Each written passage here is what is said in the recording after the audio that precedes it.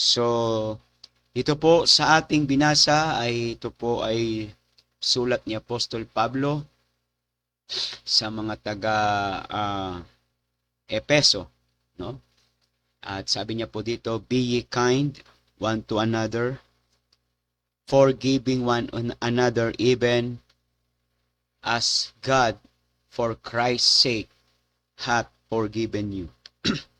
No? Makita po natin diyan na nais iparating po ni Apostle Paul that forgiveness is the heart of the Christian faith. Bilang isang mananampalataya ay dapat po yan po ang isa sa mga katangian na makikita po sa isang Kristiyano ay yung forgiveness. Meron po tayong forgiving one another. Na po? It is the core message of Jesus' life, His sacrifice, and the way He taught us to live.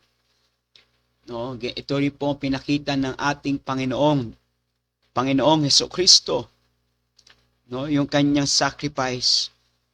No, and then paano niya po tayo tinuruan mamuhay na mayroong pagpapatawad. Kaya nga po, as believers, we are called to forgive. Not because the other person necessarily deserve it, but because we have been forgiven. We have been forgiven. Kaya sabi nga po, for Christ's sake hath forgiven you. O, patawarin mo ang iyong kapatid, patawarin mo ang iyong kapwa, not because he or she deserve forgiveness, but because of Christ, because we have been forgiven. No? Tayo rin po ay pinatawad. No po? Kaya nga po, nire-remind po tayo ni Apostle Paul, remind us to be kind, compassionate, and forgiving. No po? Bakit po? Bakit po kailangan natin bilang Kristiyano magkaroon ng be kind one another, tender-hearted means passionate and forgiving one another to reflect the forgiveness we have received from God. Amen. Kaya po natin nagagawa maging mabuti sa kapwa, maging compassionate, pag-ibig sa kapwa, at maging mapagpatawad sa kapwa because nagre-reflect lang po sa buhay natin yung natanggap din nating forgiveness na galing sa Panginoon. Ibig sabihin po, nagawa po natin magpatawad, nagawa po nating mahalin yung ating kapwa, not because they deserve forgiveness, they deserve compassion, but nag-reflect lang po sa buhay natin yung ginawa ng Diyos sa atin. Ano bang ginawa ng Panginoon sa atin? Nagkaroon po siya ng compassion sa atin. Pinakita rin po niya yung kanyang love sa atin. For God so loved the world. And bilang nakatanggap ng pag-ibig ng Diyos, nakatanggap ng forgiveness ng Diyos, ay ito po ay nire-reflect lang din natin sa ating kapwa. Dahil yung God's forgiveness, tandaan po natin, God's forgiveness is not based on our performance or our worthiness, but it is a gift of grace. Amen? Tayo rin po, nakatanggap po tayo ng kapatawaran mula sa Panginoon, not because on what we did. No? Ano yung ginawa natin? Ano yung pinerform natin para tayo makatanggap ng forgiveness ng Diyos, but it is a gift of grace. Kaya sinasabi po ni Apostle Paul, likewise, when we forgive others, we are choosing to extend grace even when it is not easy or deserve. Ini-extend lang din po natin sa iba. Yung natanggap natin forgiveness sa galing sa Panginoon na grace, or we do not deserve the forgiveness of God. Alam mo po natin yung word na grace means unmerited favor from God without any works, without any merits. Pero nakatanggap tayo ng forgiveness mula sa Panginoon. And tayo rin po bilang Kristiyano, we extend our forgiveness na natanggap natin mula sa Panginoon. Yan pong ibig sabihin na ni Apostle Paul dito.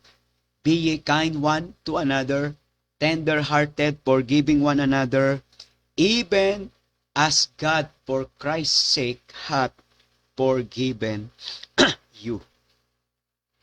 Amen? Forgiven you. Ngayon po, ano po ba ang nagagawa ng kung meron po tayong forgiving heart? Amen? Ano po nagagawa nito sa atin personally? No, alam naman po natin na may mga tao po talaga na nakasakit sa atin, may mga taong nakagawa ng mali sa atin, at nasasaktan po tayo sa kanilang ginawang hindi maganda sa atin, at yun po ang nagiging dahilan na magkaroon po tayo ng bitterness, no? Magalit ka sa isang tao na gumawa sa iyo ng bagay na hindi maganda. Amen. Pero ano po ba ang benepisyo kapag meron po tayong forgiving heart?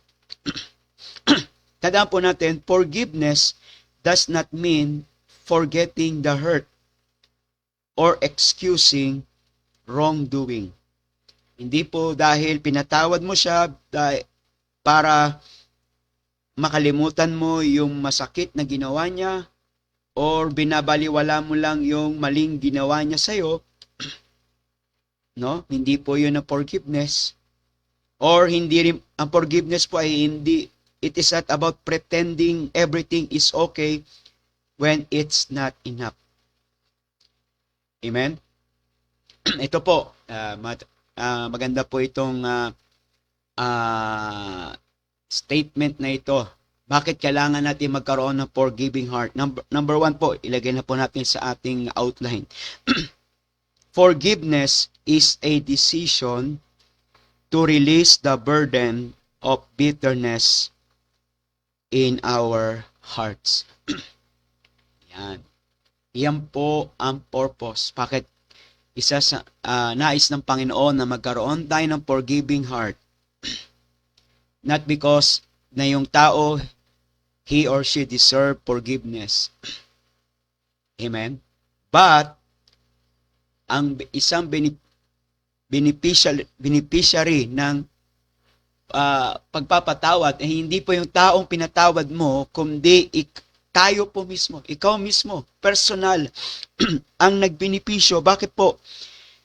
You release the burden of bitterness in your heart. Nirelease mo yung sama ng loob, bitterness. Amen? Ano po? At mahirap po na tayo ay mag-alaga ng bitterness, sama ng loob. Amen? Kapag ang tao ay may sama ng loob, masama na rin lagi ang nasa isip niya. Ano po? Pag kami sama tayo ng loob, wala tayong peace of mind. Wala tayong peace of mind. Ano po? At pag may bitterness po tayo sa puso natin, ito po ay nag-grow. Lalo siyang lumalalim. It grows and spread. Nag-i-spread siya. Hanggang ito po ay magkaroon ng mawala yung ating joy and peace. Amen? Proverbs 14 verse 10. Basahin po natin. Proverbs 14. Silipin po natin yung Proverbs 14 verse 10. Pag meron tayong bitterness, sabi, the heart knoweth his own bitterness, and a stranger doth not intermeddle with his joy. Amen? Bitterness is often hidden. Hindi nakikita yung bitterness. But deeply personal and painful. Maaari nakikita nila na ikaw ay parang walang problema, parang walang nangyari, parang okay lang. Pero deep inside, merong pain kang nararamdaman. Amen? Kaya nga po, bitterness, pag inalagaan po natin yung bitterness, ito po ay lalago, ito po ay lalong lumalaki, at ito yung magpapabigat sa ating puso. Amen? Magpapabigat sa ating puso. Oo. At unti-unti nang mawawala yung iyong joy. Mawawalan ka ng peace of mind. Every time na makita mo isang tao, ay ikaw ay nag-iiba ang iyong reaction, nag-iiba yung iyong tibok ng puso, nag-iiba ang iyong mood. Kasi nga, wala pa rin po tayong forgiving heart. Forgiveness sa isang tao.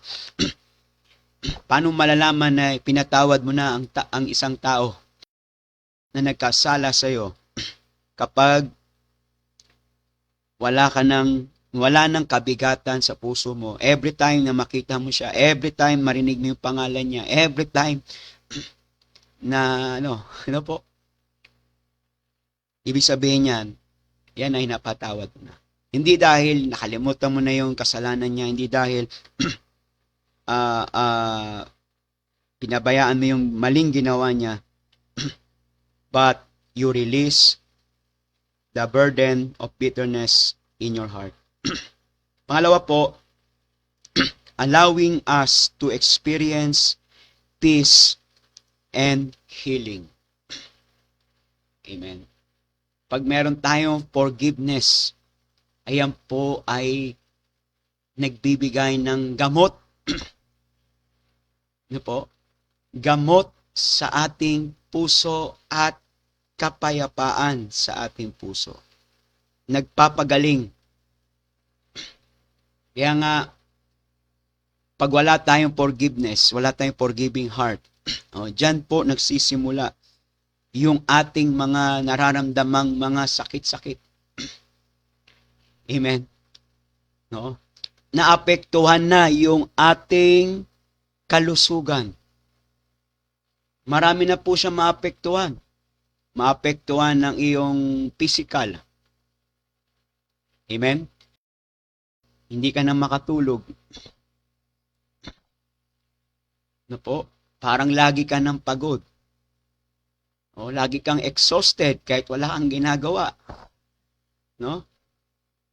Sabi nga, chronic unforgiveness can lead to high blood pressure, heart issues, and weakened immune system due to stress and cortisol built up. No? Pag tayo ay masyadong malalim na yung ating galit, ating bitterness, yan yung magdadala sa iyo, lagi ka ng high blood. Nagkakaroon ng problema yung heartbeat. Umihina ang iyong immune system, lagi ka na nagkakasakit. Amen? Fatigue. Sabi nga, carrying anger and bitterness can be exhausting. Diba pag ikaw ay may bitterness, kahit wala kang ginagawa, maghapon kang walang ginawa, pero may dala-dala kang bitterness sa puso mo, para kang laging pagod. Lagi kang pagod. Kasi epekto na po yan sa ating physical. Po.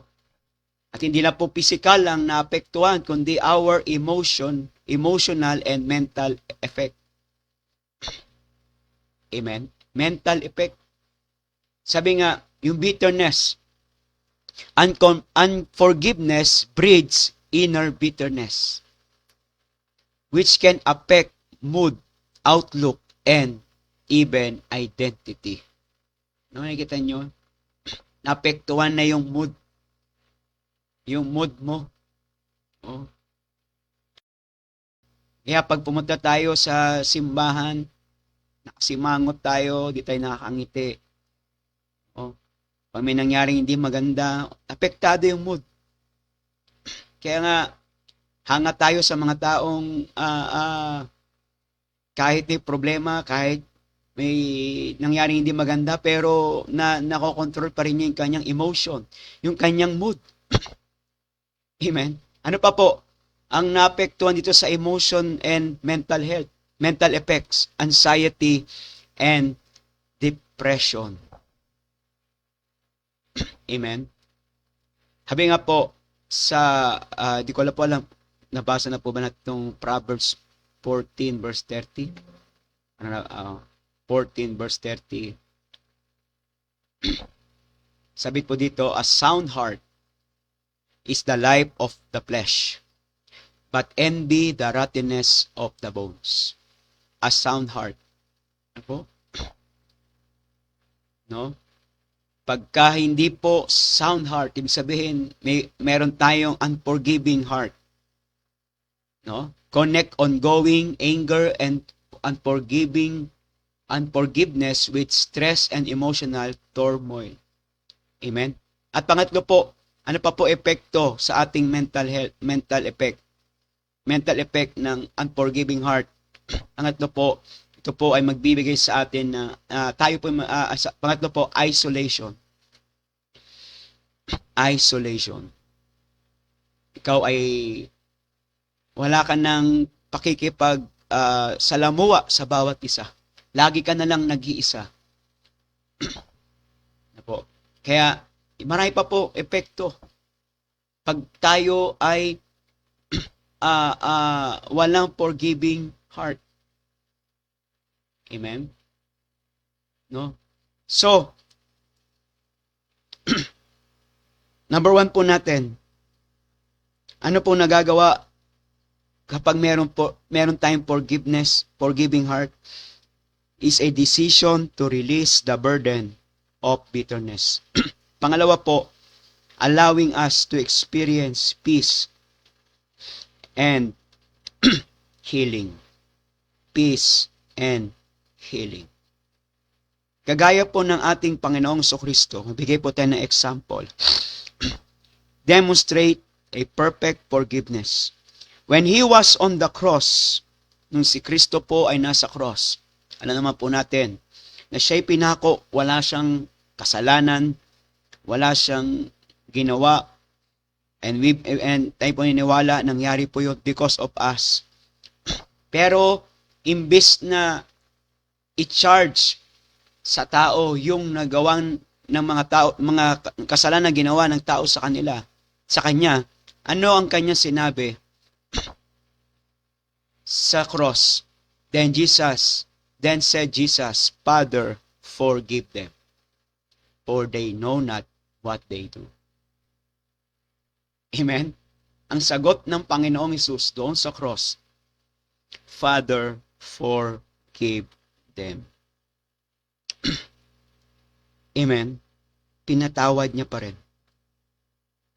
Ano po? Kaya nga po, isa sa magandang example ng forgiveness ay wala na pong iba kundi ang ating Panginoong Hesukristo. Amen?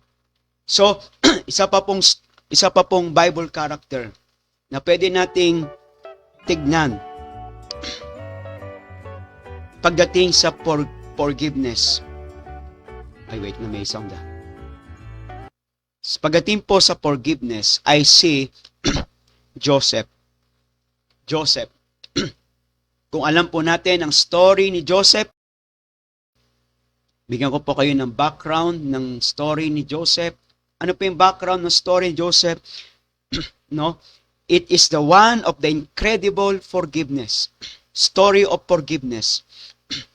Ano po nangyari kay Joseph? He was sold into slavery by his jealous brothers. Binenta siya ng kanyang mga kapatid. Biruin mo, imbis na yung mga kapatid niya ang dadamay sa kanya, ang tutulong sa kanya, ang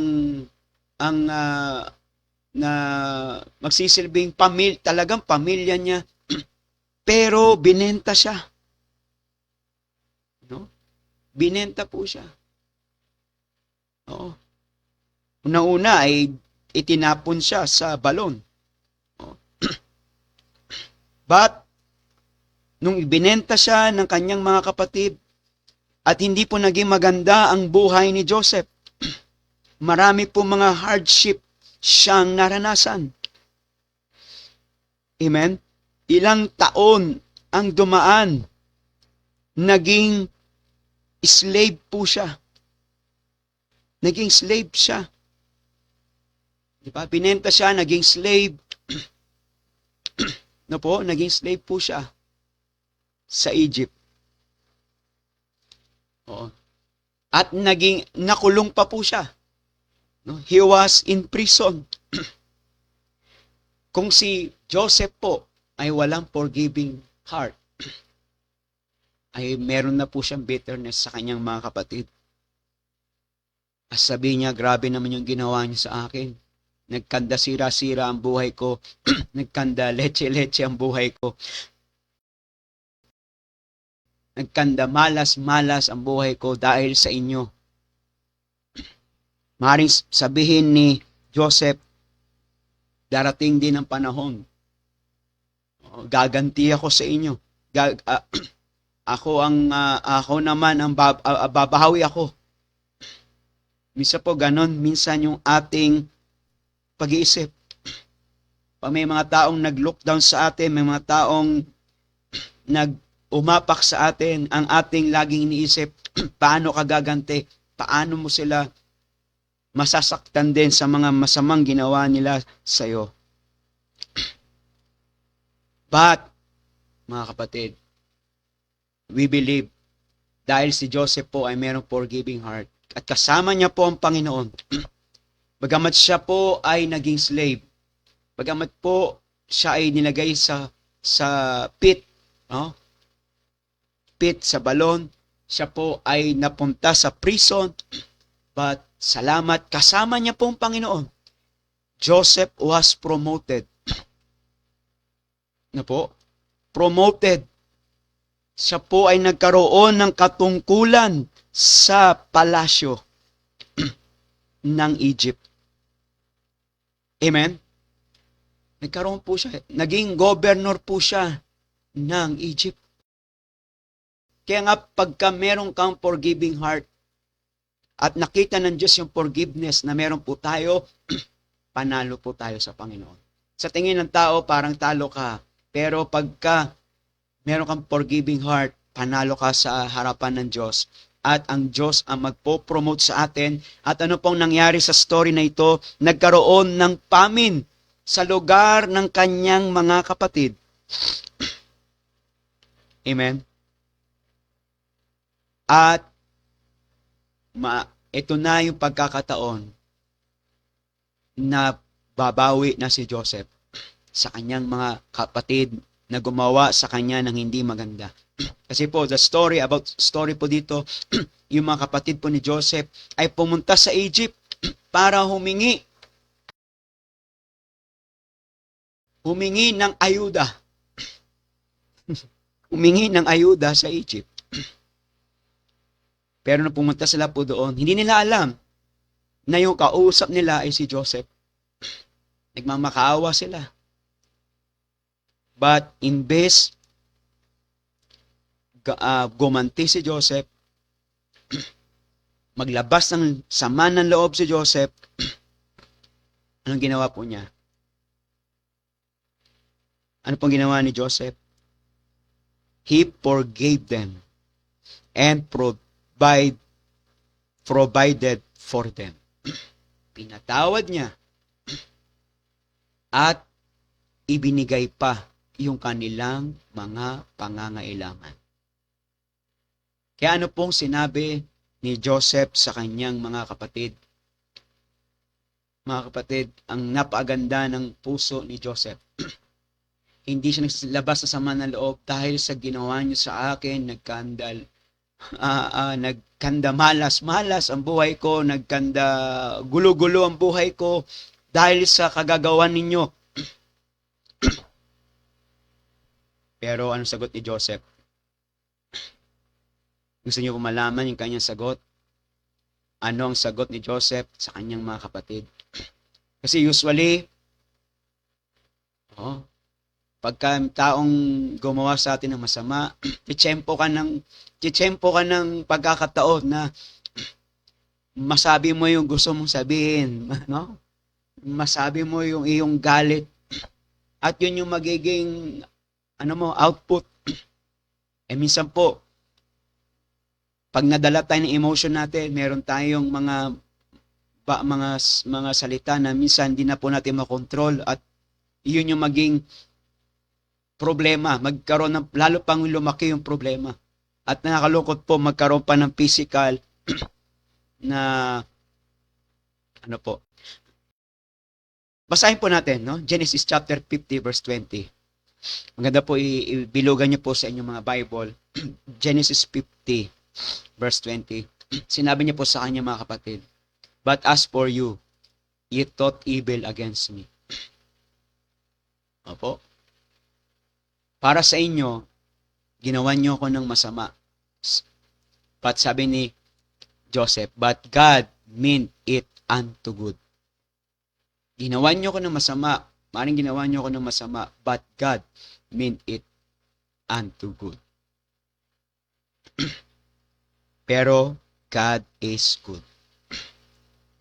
Amen? God is good. Sabi dito, to bring to pass, to accomplish what He has done. Ibig sabihin, ano ang gustong mangyari ng Diyos at it is day to save much people alive. Sa tingin ninyo, masama yung nangyari sa buhay ko. Pero may plano ang Diyos. Merong layunin ang Diyos. Kaya nga po, Joseph's story teaches us that forgiveness can be a tool for God's greater plan, even in difficult circumstances. Pangalawa po, example, si King David. King David, he showed forgiveness in his relationship with King Saul. Despite Saul trying to kill him multiple times. Diba yung story po ni David and ni King Saul? Ilang beses po siyang tinangkaang patayin ni King Saul. No po? No? Ilang beses siyang may death threat from King Saul. Amen. Pero, dumating yung time, mga kapatid, na si David ay may pagkakataon ng gumanti kay King Saul. Naalala niyo po, nung nagtatago si David at si King Saul ay nandyan, sabi ng mga servant ni David, patayin na natin yan. Pagkakataon na patayin si King Saul. 2 beses. Na libreng-libre si King Saul, ito yung pumatay, ito yung nagpaplano pumatay sa akin. Ito na, pagkakataon na ako nang gaganti sa'yo, pero sabi niya, touch not the anointed. Hindi pwedeng, wag niyong galawin. Si King Saul. Meron siyang forgiving heart. David forgiveness illustrates how we can choose mercy even others wrong us deeply, especially when we trust God with the outcome. Amen. Kaya nga po, yan po nagagawa ng forgiveness, forgiving heart. No? And God wants us to set us free from anger, from hurt, from revenge. Amen. It releases us from the prison of anger, hurt, and revenge. Amen. Ano po? Kaya nga po, anong dapat para mo overcome ang bitterness, anger sa ating puso? Una-una po, tandaan po natin, ilapit lang po natin yan sa Panginoon. At ang Diyos po ang magbibigay sa atin ng forgiving heart. Mahirap po magpatawad, pero sa biyaya po ng Panginoon, magagawa po natin ito. And sabi po sa Luke 6:28, Luke 6:28, basahin lang po natin yung last verse. Luke 6:28, sabi po ng salita ng Diyos, asan na pa? Bless them that curse you, and pray for them which despitefully use you. Pray for them. If you pray for them, God will heal anuman pong bitterness, anuman pong anger na meron sa puso natin. Amen? Tandaan po natin, forgiveness is ongoing process, but it starts with a decision. Pray for the strength to let go on the past and move toward healing for your sake, and for others. Kaya nga po, prayer po natin sa Panginoon. Una-una, prayer natin sa Panginoon. Lord, thank you for your overwhelming forgiveness. You have shown me through Jesus Christ. Sabi nga ng Bible, He can call His angel on the cross. Habang siya nasa cross, pwede niyang tawagin ang maanghel at lipulin ang lahat ng mga makasalanan. Pero hindi niya yon ginawa. Amen. Because of love. For God so loved the world because of His mercy. Kaya po, challenge po natin this week, this day, take a step of forgiveness. Maaring mahirap, maaring hindi po natin agad-agad yan magagawa. But take a step of forgiveness. Amen?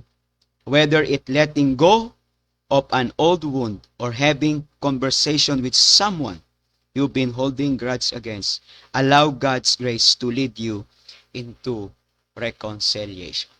Kaya nga po, embrace the power of forgiveness. At yan po ay magpapagaan sa ating puso, sa ating isip, at magkakaroon po tayo ng peace of mind, at magkakaroon po tayo ng joy, kagaya rin po ng ginawa ng Panginoon sa atin.